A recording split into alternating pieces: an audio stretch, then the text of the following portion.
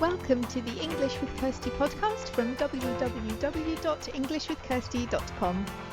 Here I'll be sharing with you tips, information and other learning resources so that you can improve your business English.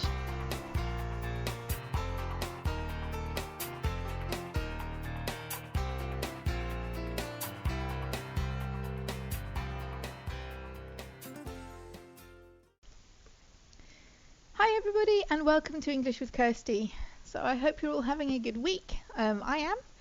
And I've got another topic for you today, which is about homophones. Now these are important when you're writing. When you're speaking, it doesn't matter because you can't hear the difference. But these words are words that sound the same, but there are two different spellings. And the different spellings show different meanings. So when you're writing, you need to choose the right one. Otherwise, it will be a mistake. And to make it more confusing, unfortunately some native speakers have problems with these as well, so you may see native speakers choosing the wrong word, and that means that their writing's wrong as well. But it's best to learn the different spellings and what they mean so that you can make sure you're choosing the right one every time, because otherwise if people see that you've chosen the wrong it's or the wrong there, then they may start looking for other mistakes rather than reading what you actually want them to read. So I've got 10 sets of these words and I'm going to go through them and explain the differences. For this episode it would be really useful if you look at the show notes as well, because then you can see the spellings. If you go to www.englishwithkirsty.com/podcast/episode 11, then you will see these lists. So if you've got it's with an apostrophe, it means it is. So the apostrophe there shows that you're joining two words together here, it and is. So for example, it's cold outside.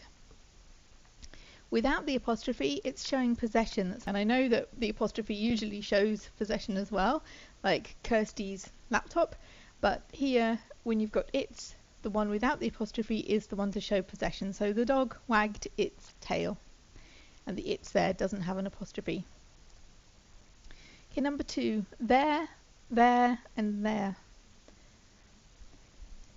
So with an apostrophe here, that means they are. They are. And sometimes we abbreviate that to there. So we need to take a look at the marketing leaflets. We've had feedback to say that they're not very good. So they are not very good. To show possession that it belongs to people, a group of people, like they, then it's their, T-H-E-I-R. Delegates need to return their application forms by 30th September. So there's their, T-H-E-I-R, and then there's their, T-H-E-R-E, which is like, is there a meeting tomorrow? There are lots of people outside. So number 3, week. Week or week. So week with 2 E's is like next week, this week. The meeting is next week. If you have a meaning where something isn't very strong, then it's the EA spelling. So we need to do some more research. We can't go to the meeting with weak arguments. So arguments that are not very strong, and that's with the EA. Number 4, meet or meet. So if you're going to have a meeting, it's with EE. Shall we meet on Thursday, for example? But if you're talking about the food, meat, like chicken or lamb or something like that, then it's with EA. Some colleagues don't eat meat, so you should ask whether there are any other dietary requirements before you book the lunch. So meat with an EA is something that you can eat. And the way to remember that is meat you can eat, and EAT is eat, and meat that you can eat is with an EA as well. Number 5, weather or weather. So the weather with the W without the H, so W-E-A-T-H-E-R, is talking about the weather if it's raining, sunny, cloudy, windy. So the weather is cold for this time of year. That's with no H. But if you have an H, W-H-E-T-H-E-R, it's like saying if. I wonder whether the large meeting room will be available. There are differences between if and whether, but that's similar. And in this context, it means if. So that's the one with the H. Number 6, bear. So if you're going to bear something in mind, it's EA, like the teddy bear. The teddy bear is also EH. But if something is bare, there's nothing on it, like the trees in autumn, they're bare, that's BARE. So the EA is the teddy bear and to bear something in mind, and the bare branches is BARE. Number 7, wait. So if you're going to wait for somebody, it's WAIT. I'm tired of waiting for them to get back to us. But if you're talking about how heavy something is, it's WEIGHT. So I have to check the weight of this parcel, then I can find out how much it will cost to send it. Number 8, new or new. So if you know something, know begins with a K, like I know. So new in the past tense form begins with a K as well. I knew that this would be a good idea. And if something isn't old, or like you've got a new laptop or something, then it's NEW. I got a new laptop this week. So that doesn't have a K because it's just a description word and it's not coming from the verb to know, which has a K. So it's just NEW. Number 9, right. So if we have left and right, then it's without the W. So my office is the third door on the right. That's just RIGHT.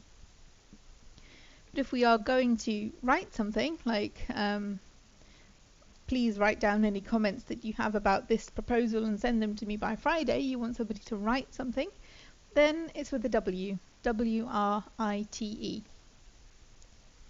And the last one, see or see. So if you can see something, or you want to find out something, it can sometimes be used in that context. So if you see somebody, or you can say, we need to see whether anybody wants to go to the seminar. It's also like find out whether anybody wants to go, but you can use see in that context. Then that's SEE. And if you're talking about the sea, where you can swim, I'm going on holiday and I'm going to swim in the sea and drink cocktails, then that's SEA.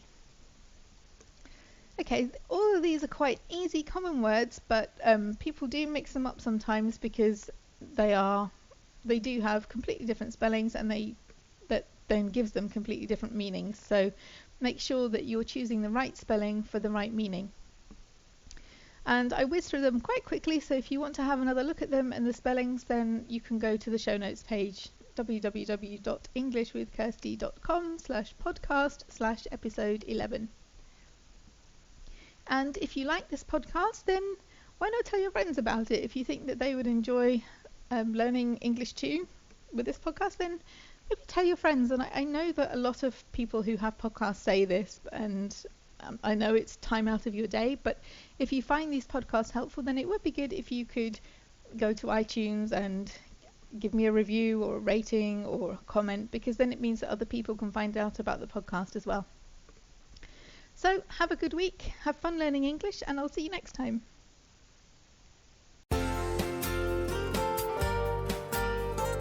I hope you enjoyed this episode of the English with Kirsty podcast. If you have any questions or comments, my email address is kirsty@englishwithkirsty.com, or you can go to www.englishwithkirsty.com/podcast, where you'll find information about the individual episodes.